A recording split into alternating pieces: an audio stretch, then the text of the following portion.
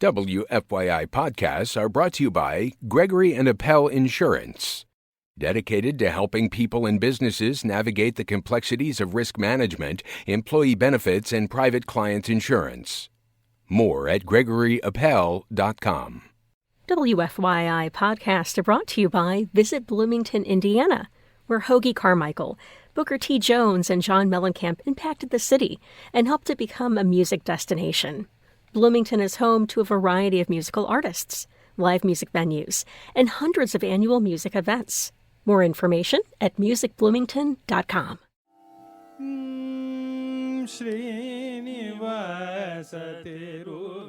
The Indiana Brothers are a Carnatic music duo from central Indiana, featuring twin brothers, Suragh and Sarvagh, Shrianandh. Carnatic music is a traditional form of South Indian classical music, characterized by intricate melodies, rhythmic patterns, and devotional lyrics. Though they're just 20 years old, they've been studying and performing together for several years. Both Suragh and Sarvagh attend Purdue University.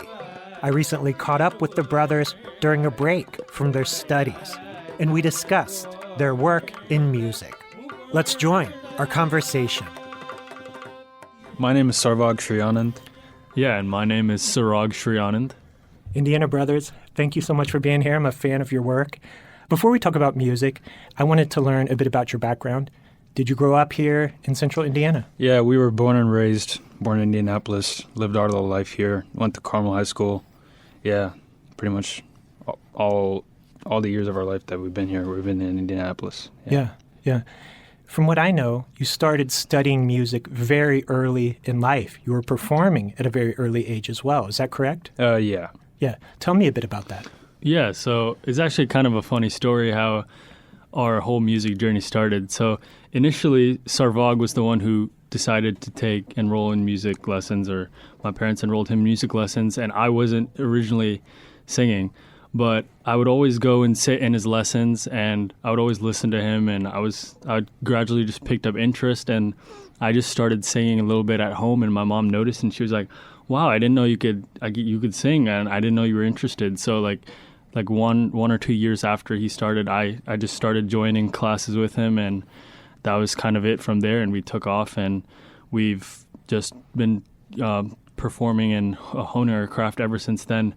We really didn't start performing like at a super young age, but we definitely got the exposure when we were young. I would say about 13, 14 years old, we went to India, and we were able to, get a few performances there, and that kind of, was the next step, and, taking to the next level and really trying to take this music thing seriously from there. Does anyone in your family play music? Are your parents musicians?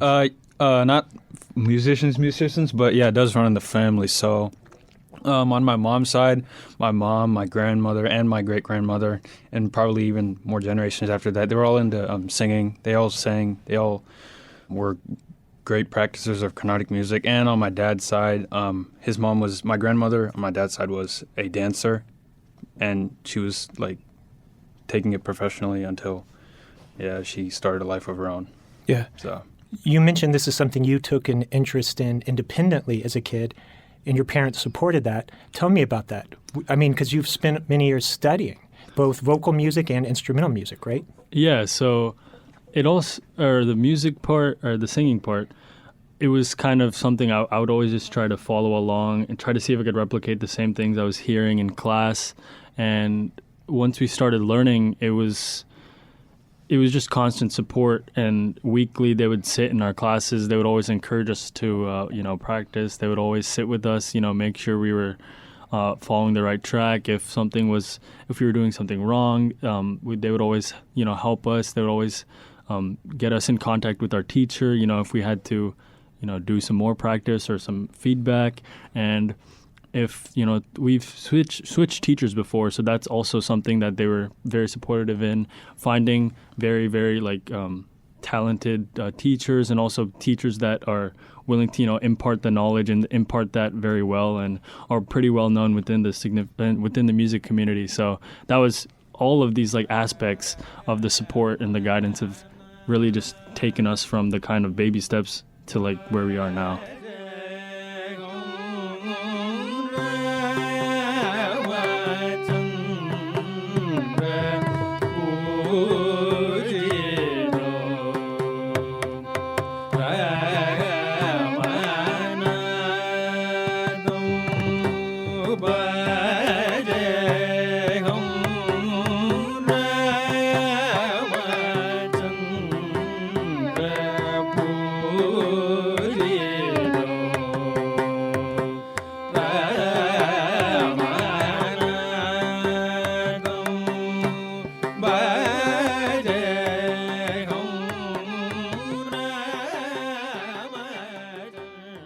The South Asian community in central Indiana is much younger and much smaller than we might see in Texas, New York, California, even Chicago. Mm-hmm.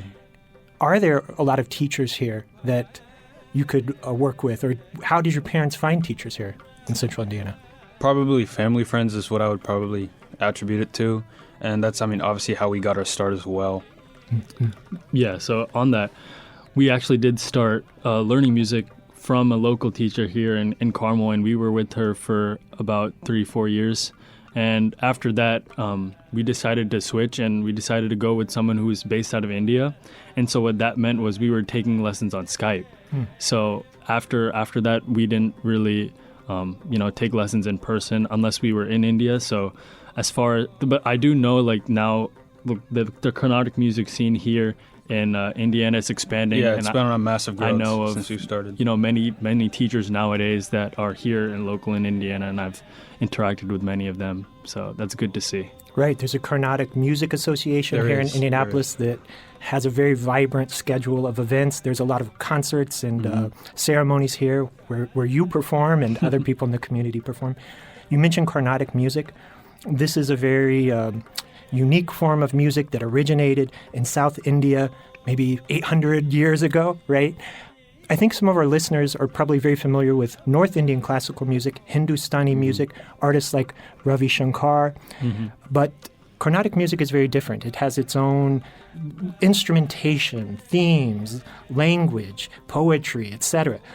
Can you share with us a little bit about the history of this music or what makes it unique and different from other forms of Indian music our listeners may know? Anything you want to share about that? I think the early history of Carnatic music was purely devotional, based on like the principles of Hinduism and other stuff. And over the years, it's been grown to like include a lot of improvisation. That's what you see in most modern Carnatic music concerts, and that's probably one of the most fundamental principles of people who are trying to learn today.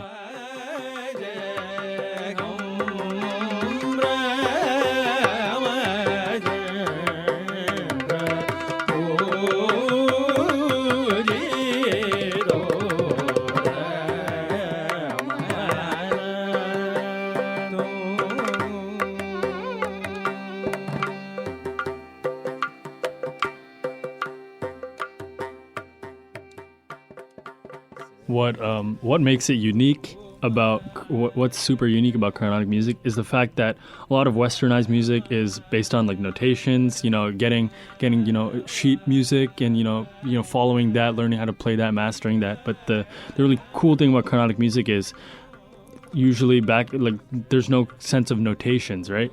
So everything is taught from a vocal span. Someone teaches it to you vocally, and you have to grasp that, you have to internalize that, and you have to reproduce that. And I think that's one thing that was kind of new to me, because we both also do Western music. I play the violin, he played the piano, so we know, like, we were kind of, we were doing it both at the same time. It was kind of cool to, on one side, have to pay attention to all the notes in the music in the Western side, and then also be able to grasp the skills of, just being able to reproduce something without having to write it down or notate that or follow notes. So that's one thing that is pretty unique for Carnatic music. And then also, like my brother Sarvagh was saying, the aspect of improvisation, right? So there's not one way to sing a certain scale, so we call it a raga.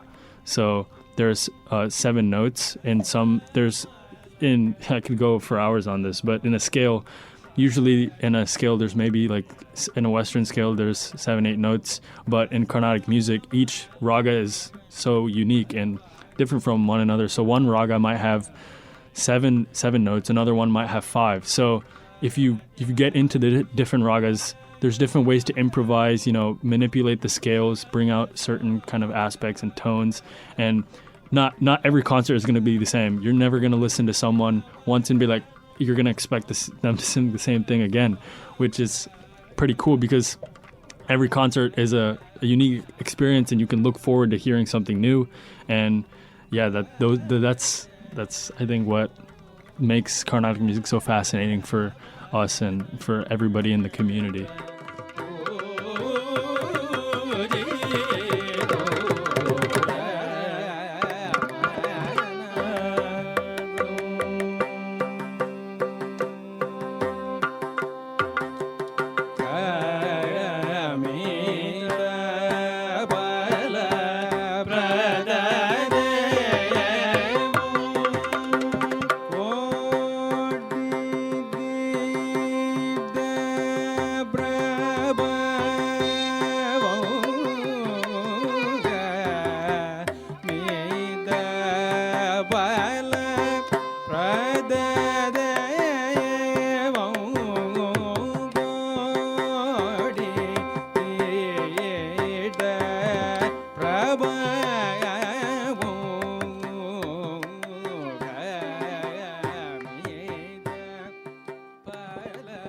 Suragh, Sarvagh, you both mentioned improvisation, and I wanted to ask you about that.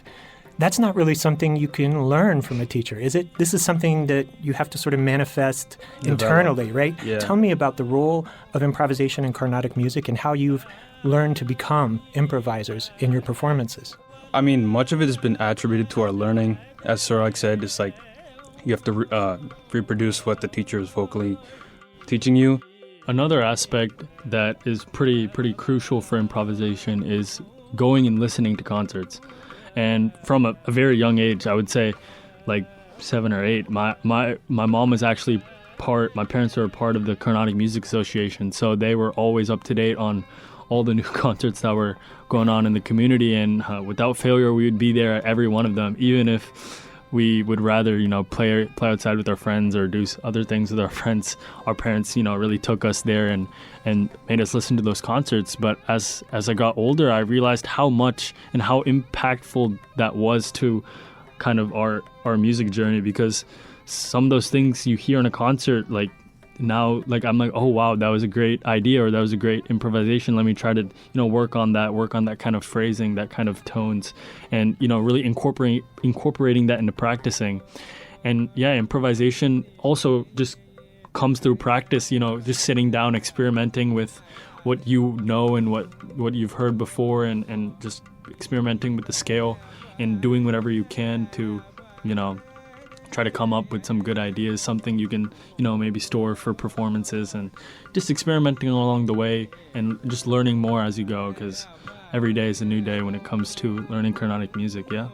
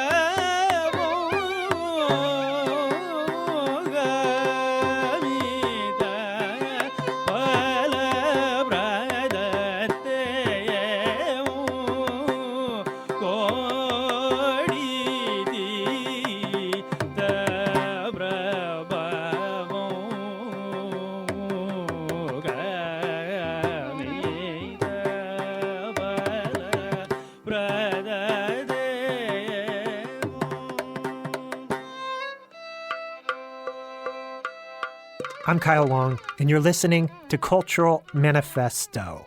If you're just tuning in, my guests are Suragh and Sarvagh, Shrianandh. They sing Carnatic music together under the name the Indiana Brothers. let's return to our conversation. May I ask how old each of you are? We were both 20. Yeah. We're both twins. Oh, you're twins. I had no idea. I'm sorry. No, it's all good. That's amazing. You've been playing this music for a while. What spoke to you about this music at such a young age? I mean, obviously the learning part. When you start learning at a young age, you start honing the craft at an early age, which makes you, and then as your brain develops, as your thought process develops, you're able to, as we talked about improvisation, you're able to think about a lot of other things more clearly. And I think for me, it really hit when we first started performing. The kind of vibe you get from your accompanying artists, the vibe of the audience, it makes you like, it's like a clear space, and it allows you to, give your greatest effort, and that made me want to take this Carnatic music really seriously and want to perform more. Yeah, of course. That's a great point, and I'd like to build up on that. The learning music in general is one thing, but being able to perform that, especially on a stage, is a whole different thing. And I know performers, all across different music disciplines can relate, but being on stage and being in that kind of environment, high-paced environment, it takes you to a different world. And that kind of feeling was when it was introduced to both of us, we were both addicted to that. And every year we would just, we loved performing concerts, and every concert was different. And the kind of support we also we're getting from after every concert was amazing. Our clips on YouTube, comments, people in person coming up to us and saying, "Wow, that was great." Even for us at a young age, we were kind of surprised because we were just doing kind of what we liked doing and what we were, taught and learned, and seeing that people really, really liked that and really thought we were doing a good job kind of also just kept motivating us to keep studying and keep learning.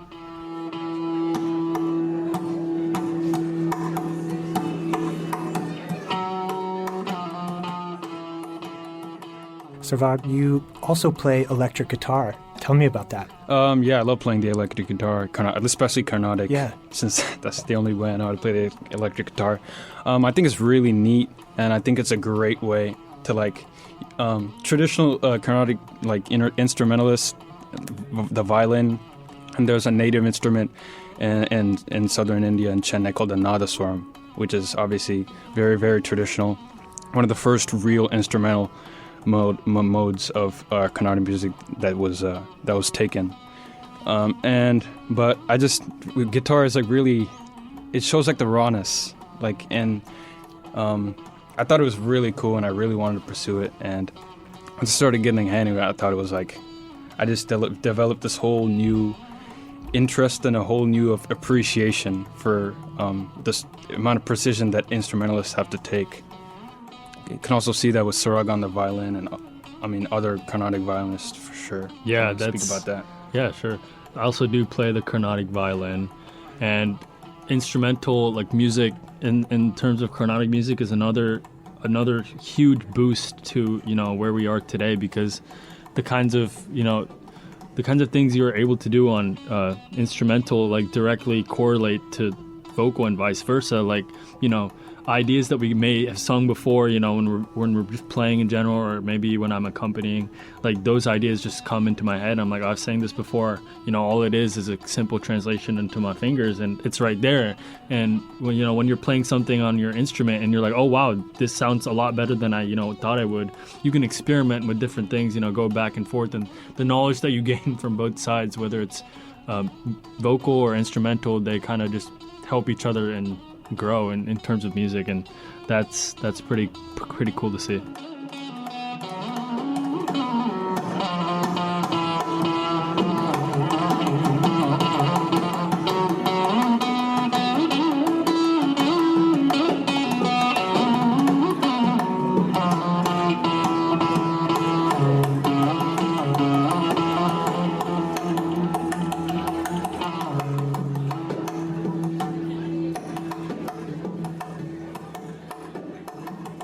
Sarvagh, you mentioned you're both students at Purdue. Is that right? That's correct. Yeah.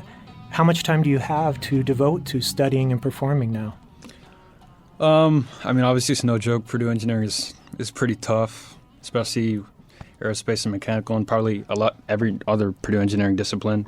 But anytime we get, whether that's class time to practice on our own, time to improve on our own things, we take that time to really not lose touch as we get older, as we both start working, and then time starts moving on. But I would say we definitely try to attack the weekends. Yeah, because that's kind of the 2 days where we're just away from everything else, all school things, work things. So mornings, evenings, whether it's an hour a day, 30 minutes a day, each little kind of bit helps us. And then also we try to schedule frequent classes just because we're keep trying to expanding our learning, and that also helps too. And then on top of that, we do occasional concerts here and there to not lose our performing edge, right, not lose the touch of performing. Make sure we still are performing and getting that kind of sense that I was talking about earlier. That kind of performing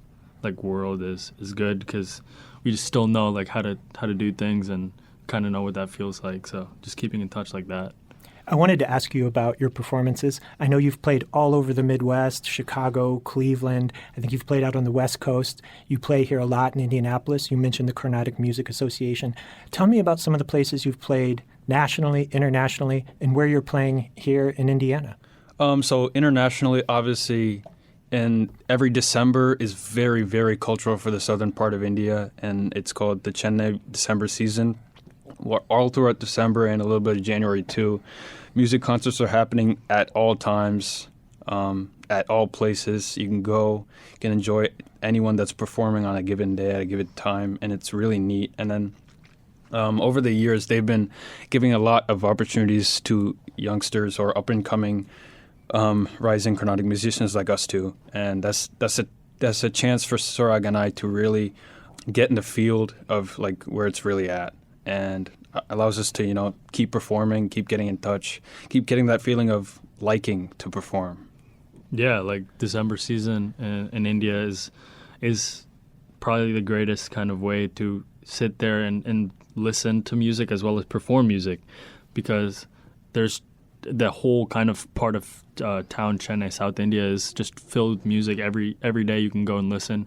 And fortunately for both of us, we were able to secure, I think, 7 or 8 concerts in this past December. So going to India and doing those concerts, sometimes 2 a day, was amazing. And it was great because we were keeping up with our knowledge, and also going out with people, or going with people who are really into that Carnatic music. Whereas here, there's maybe there's not that as many people, but India, each and every person is there and they all know what you're doing. So it's kind of a whole different experience. As far as, here goes in the States, we do performances. I wouldn't term it as all across the United States. We've definitely, mainly centered around the Midwest, definitely done tons of performances in, Chicago, Indiana, some in Ohio. And the occasional East Coast, West Coast. We just went to Michigan, I think 1 or 2 months ago, to do a concert. We were in Phoenix last year for a concert. We were in the Bay last year, last year for a concert. So it's really where just opportunity is. And, if someone is willing to have us sing a concert, we're ready to perform. So wherever the opportunities are, that's where we are. Also, it's also expanding within the community, getting to perform with new people, getting to meet new faces, and getting, spreading yourself out there. And obviously giving back to the community of Carnatic music, which has been growing ever since we started, probably a lot before that as well.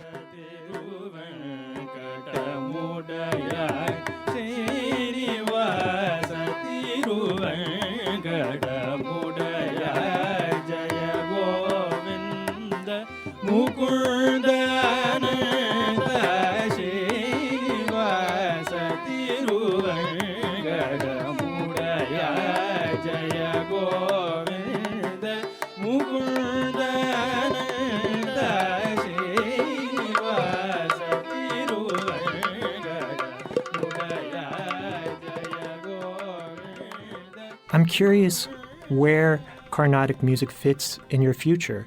Is this something you're going to continue to perform together? Do you plan to continue doing this? Of course we are. Good. And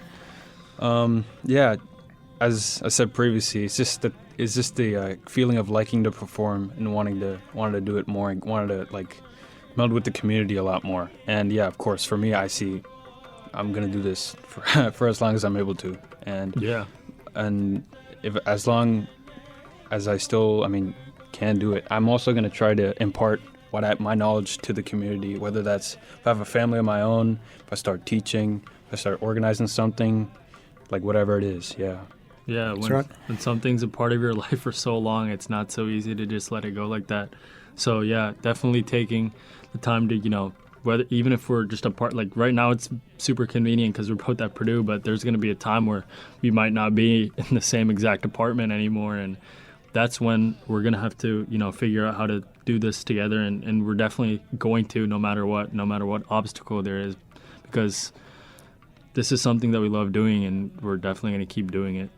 As we wrap up, I'm curious where you see the place of Carnatic music in the future of Indiana. You've spent your whole lives here.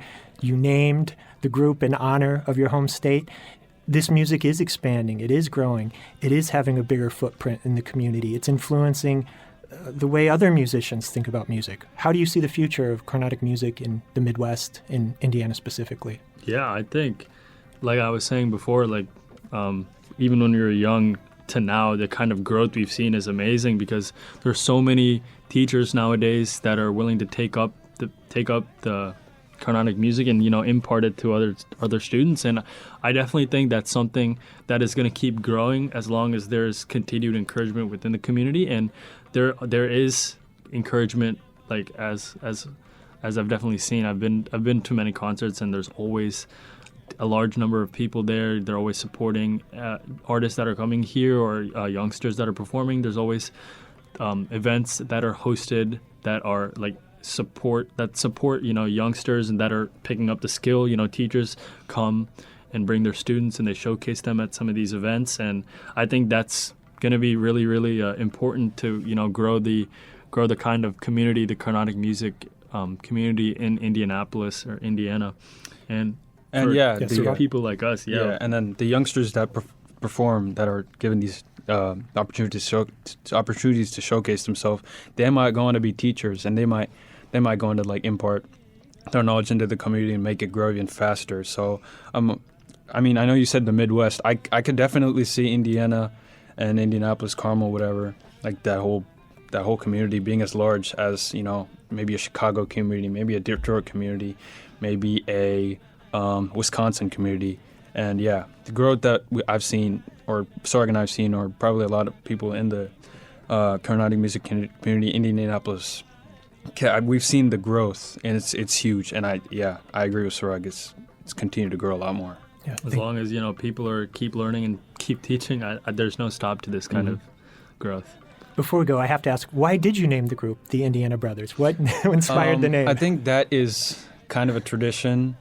It's not ingrained in culture, but it's a tradition. Most of the high-level professional artists in India name either their duos, maybe themselves. If they're a solo performer, they name it after their city, their hometown. Yeah. So that's kind of the tradition we followed. So it's a good way to keep in line with the traditions. Yeah, I love that you let did everybody that. know where you're from. Home but away from home. Yeah, right. I love that you did that. Sarvagh, any final thoughts you want to share before we go?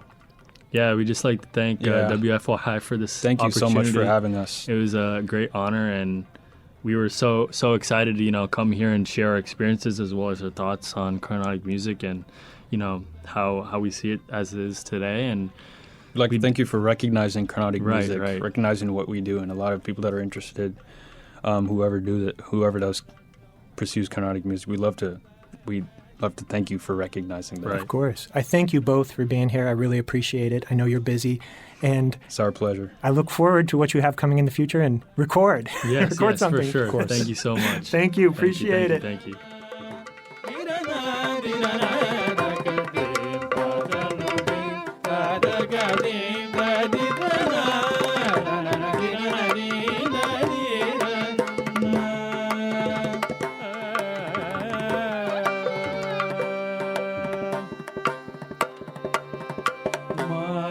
வருடன் மயிலில் வரவுமா குமாரகா மதமாத குமா திருவருடன் மயிலில் வரவுமா குமாரகா மதமாத குமா தவ கடியுமா வருட கோடி மாடனும் நின்றமானமாகுமா